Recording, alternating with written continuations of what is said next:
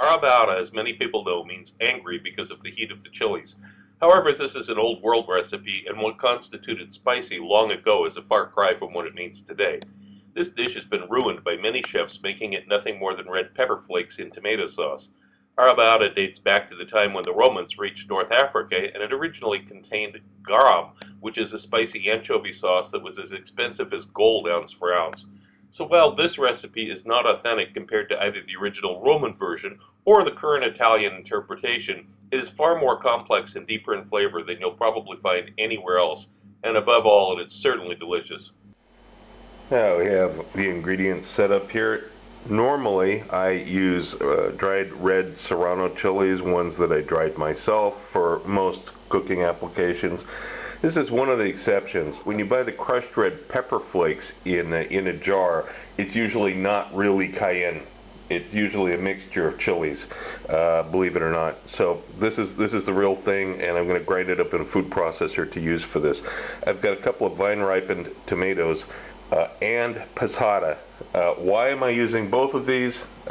Fully explained in volume 3 of my cookbook series. Way too complicated to get into here. Some garlic cloves. Now, you don't have to add anchovies to this. It's a common thing to add, but I'm using dried anchovies, which is a little bit more mellow in flavor. Again, in volume 3 of my cookbook, I'm going to offer you something even better than that. And a lot of Italians will scream that I'm putting onions in this dish, but this onion is going to be treated with the garlic in the same way that was done with the leek and garlic paste for the capellini recipe that I posted recently. So this isn't going to really taste like onion when you're done. This is going to be quite different. You'll be surprised. And of course a little bit of olive oil. Now I've given the red onion and the garlic just the coarsest of chops just to get it started for the food processor.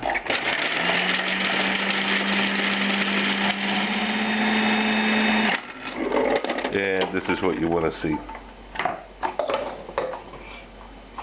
Still got relatively large pieces here. The garlic and the red onion are actually chemically reacting right now, enzymatically reacting. And I'm just going to leave this sit off to the side until we're ready for it now. It's going to sit here for a good 15 minutes while we proceed. Now I took the stem off of that cayenne chili and tore it up to put it in the spice mill. I'm adding a teaspoon of coarse salt. Okay, this is good. Now we're going to begin heating olive oil in the pan. Now, once the pan gets a little bit warm, I'm going to reduce the heat down to about 4 out of 1 to 10, and I'm going to add just enough olive oil to coat the bottom of the pan. Okay, maybe just a tiny bit more than that. And then we're going to add chilies and the salt to this and begin counting the time. This has to cook on a very low heat. Well, not very, very low, but fairly low heat. And while this is going on, cut the tomatoes up like this so that you've got a surface area you can rest against the bottom of the pan. Again, this is also explained in volume 3. And save the stem if they were vine ripened. We'll add this in for some extra flavor as well. And here's what these chilies look like after about 4 or 5 minutes. You can see it's getting darker. Heat's still on low. We're going to let it continue a little more. Okay, this has given us our background notes now. It's been about 8 minutes. Now I'm going to add a teaspoon of crushed red pepper flakes. And I'm going to begin putting these tomatoes in.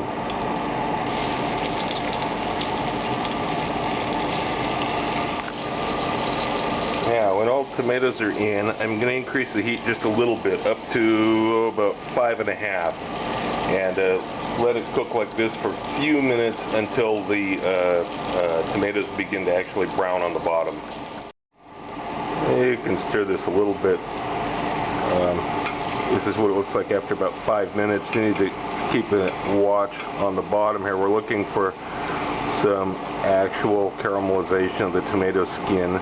It's not quite there yet, but it's almost there, and the tomatoes are softening nicely. Now it's been about 8 or 9 minutes since I added that tomato, and you can see that it's become fairly homogeneous. The aroma is more caramel. It's hard to explain the aroma, but after you do this once, you'll realize that the smell changes somewhere around this period, around 8 or 9 minutes. Now we have the onion and garlic that was ground up in the food processor and allowed to react all this time. So this is going to get scraped in. We're going to cook this together for a couple of minutes. Okay, it's been about 3 minutes now. I'm going to add in the passata and the anchovy I just crushed lightly in a mortar. Of course, if you're using fresh anchovy, then you can just break it up with your fingers. Actually, if you're using fresh anchovy, it should have gone in with the onions and the garlic, but the dried anchovy should go in now. And then finally, we've got that little sprig of tomato vine. We'll throw that in too, and we'll let this simmer for a while. Now, after about 8 minutes of this being a simmer, I'm going to throw in a few basil opal leaves. You can use regular basil, of course. Just tear them coarsely and introduce them like this so they can infuse. It's not absolutely necessary you do this, but it adds a nice herbal feel to the background here. It's just got like 2 more minutes to go. And then finally, we hit the 10-minute mark. I'm removing this. I'm killing the heat here. I'm actually going to let it calm down, a little simmer down here just a little bit before I go to the next stage, just so that it's a little easier to handle. It's not quite so hot. There's no heat on the pan right now, though. Now, after I let it cool for just a couple minutes here, now I'm going to run it through a food mill with the coarse plate. This has got everything through except for large chunks of onion and garlic and other pieces we didn't want in there. Now we have our sauce that's actually ready for use.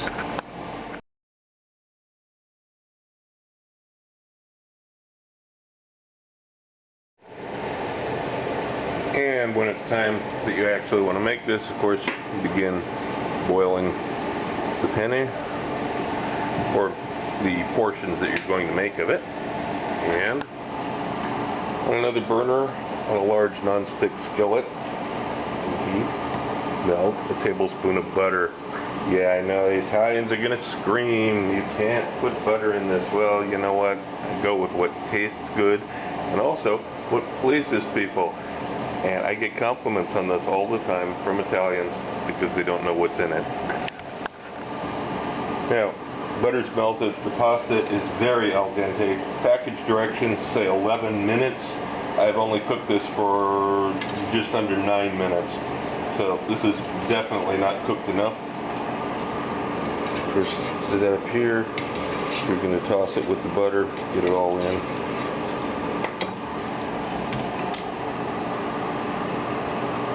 And now I'm increasing the heat. The butter melted on medium heat of 5. Now I increase the heat to about 7, medium high. And I'm frying the almost cooked pasta in the oil. This is actually a Chinese cooking method, and it's basically unknown in Italy, but we're not following tradition here anyway. When did I ever say this was a traditional method of making this? It isn't. It's going to be delicious though. We want to, what would be translated in Chinese as burn some flavor onto the noodles. You don't want to go too far though, of course. You don't want to actually burn them. It's just an expression. But you do want to dry them out a little bit and get some of that roasted butter flavor in there. Okay, after 2 or 3 minutes of this, give it a good blast. Flavor, it's all flavor. Now we're going to go with our Arrabbiata. About a third of it for this amount of pasta.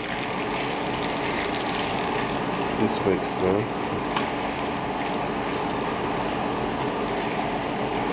and then a little bit more of the pasta water.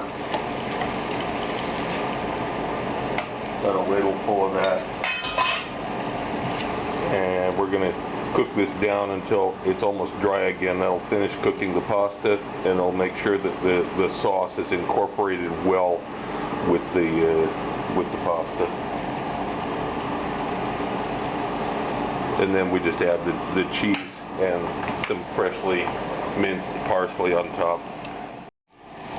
When the pasta has absorbed all of the sauce, like this, it's mostly dried out, it's ready.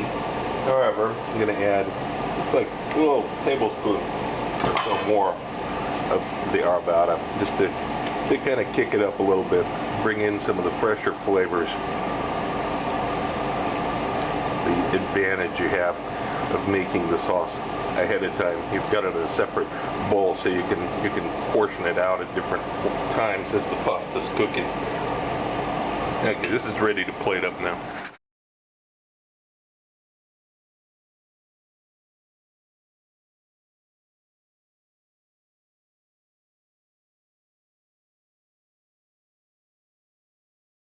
The second volume of my cookbook is now available through Amazon and other booksellers. It covers the YouTube recipes from the last 8 months with more in-depth information. I received requests for the procedures on all recipes, and I've listened to you. Every recipe has step-by-step directions, and of course there are recipes that aren't on YouTube. But this is not just a recipe book. Far from it, as you can see from some of the topics scrolling by here. I'm certain that anyone who watches my channel and any serious cook will find this book a treasury of useful and new information you won't find anywhere else.